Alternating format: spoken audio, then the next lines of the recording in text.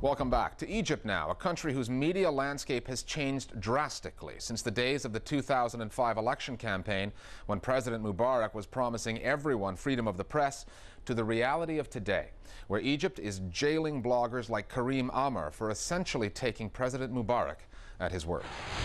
The Egyptian blogosphere has grown into a lively place, chock full of political opinion. Like many bloggers, Amr has criticized the Mubarak government's human rights record.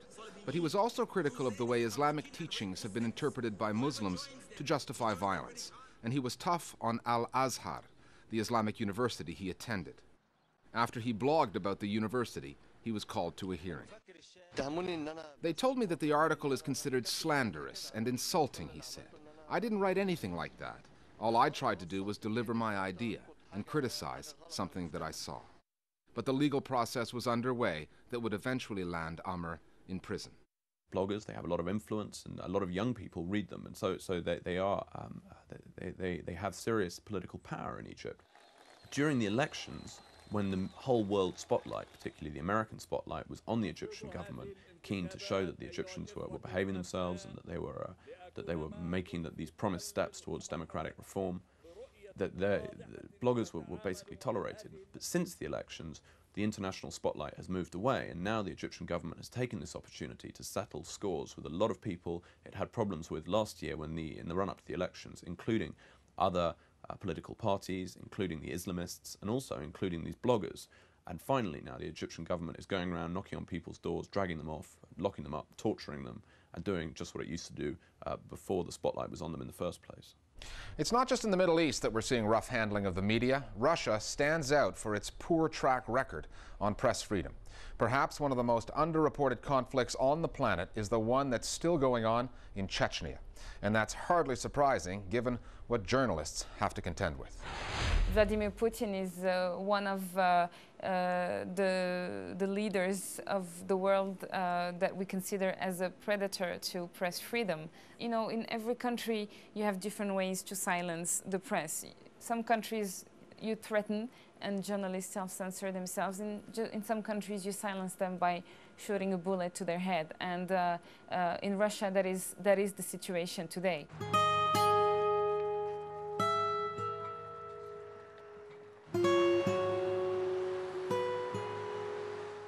You won't find any news reports on Russian television criticizing the Chechen conflict.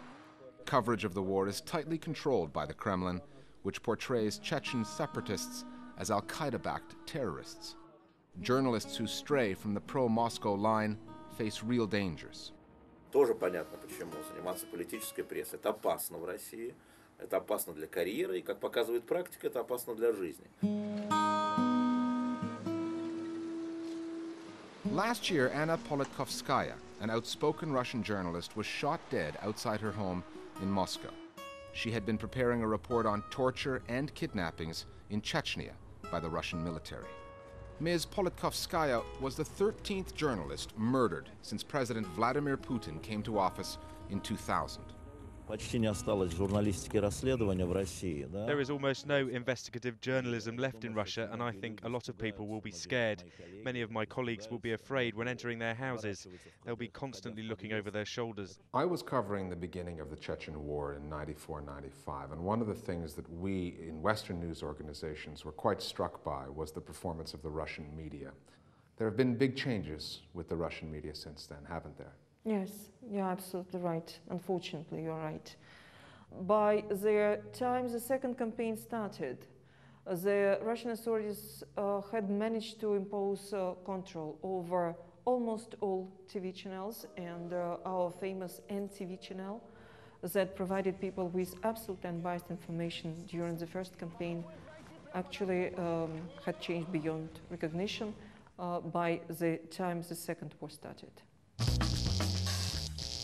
For our last story, we return to the USA and to a blogger in San Francisco who corporate interests within the media tried to silence. His crime? Objecting to one of their radio programs.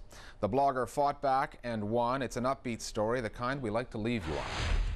The blogger writes anonymously and calls his site Spocko's Brain. The radio station he objected to, KSFO, features talk radio hosts. Spocko thinks they push the bounds of decency when discussing their liberal targets, like Nancy Pelosi, the most powerful woman in the U.S. Congress. We've got a bullseye painted on her big, wide, laughing eyes. That is easy. Or when they discuss career criminals. Lock him up, throw away the key. Yeah. Better yet, put a bullet between his eyes and get it over, because he's never going to be worth a damn, never going to be anything but a criminal anyway. Thank you very much. Then there was this episode with the caller the host suspected was Muslim. And where are you from, sir? I'm from Eastern Germany, actually. Eastern Germany? But yeah. I would take it that you're probably Muslim. No, I don't. I'm independent. I do not subscribe. You know, but why don't you just right now say Allah is a whore, and that'll prove it to me. Allah, I will not say that because I'm not. Who am I to say? Say Allah is a whore. That'll prove to me you're not an Islamist. We beeped out the term because it was highly offensive. The station did not, and Spocko heard the broadcast. He objected to it on a number of grounds, saying, thinking that it was racist, that it promoted violence, was full of other rhetoric that he didn't like. And in response to that, he took audio clips, posted them on his blog, and then contacted advertisers and asked them if this was really the type of content that they were interested in supporting. And it worked. Some major sponsors, including MasterCard and Bank of America, pulled their advertising from the programs. Then ABC, the company that owns KSFO, called in its lawyers, who drafted a letter.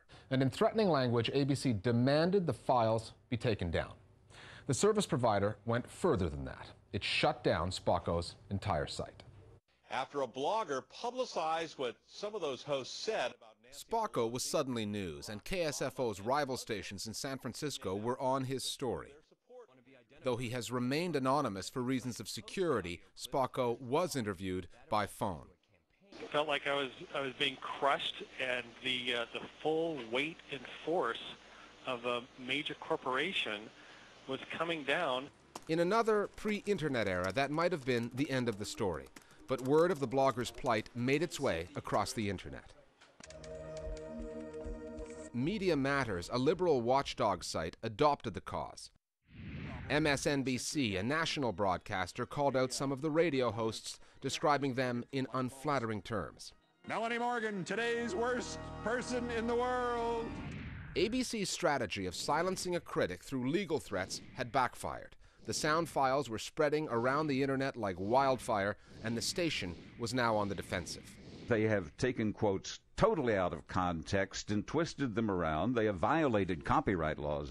Spocko's lawyers argue that's not true, that under the legal principle of fair use, Spocko's postings were well within the law.